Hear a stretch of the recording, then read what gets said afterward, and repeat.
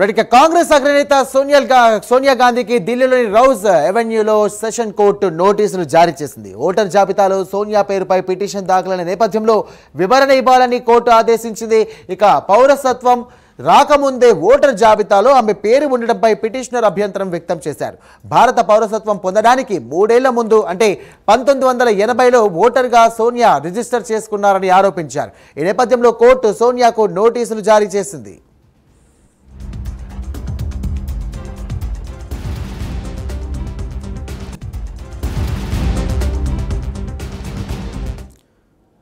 Right ఇక జన్మదిన వేడుకల వేళ కాంగ్రెస్ మాజీ అధ్యక్షురాలు సోనియా గాంధీకి Delhi round avenue court shock ఇచ్చింది. 1980లో న్యూఢిల్లీ లోక్సభ నియోజకవర్గం ఓటర్ల జాబితాలో సోనియా గాంధీ పేరు చేర్పించినటువంటి వ్యవహారంపై దాఖలైన ఫిర్యాదును మేజిస్ట్రేట్ కోర్టు తిరస్కరించిన తీర్పును సవాల్ చేస్తూ దాఖలైన రివిజన్ పిటిషన్పై ఈ నోటీసులు జారీ చేసింది రౌజ్ ఎవెన్యూ కోర్టు.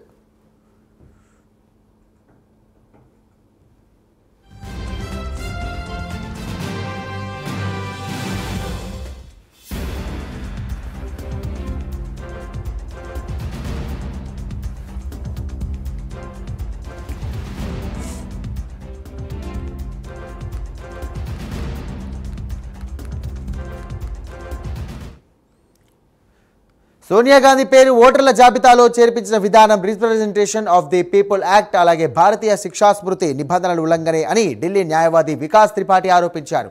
సెప్టెంబర్ 2021లో ఇక మెట్రోపాలిటన్ మెజిస్ట్రేట్ కోర్టు ఈ ఫిర్యాదుపై విచారణ చేపట్టి సరైన ఆధారాలు లేవని చట్టపరంగా కనిపెట్టడం అసాధ్యమని కూడా కేసు తోసిపుచ్చింది. అయితే కోర్టు వ్యాఖ్యలను సవాల్ చేస్తూ వికాస్ త్రిపాఠి దాఖలు చేసిన రివిజన్ పిటిషన్ను Rouse Avenue court session judge Vishal Gogne విచారణ చేపట్టారు. ఈ సందర్భంగా ఢిల్లీ పోలీసుల నుండి స్పందన కోరుతూ మ్యాజిస్ట్రేట్ కోర్టు రికార్డులు సమర్పించాలని ఆదేశించింది.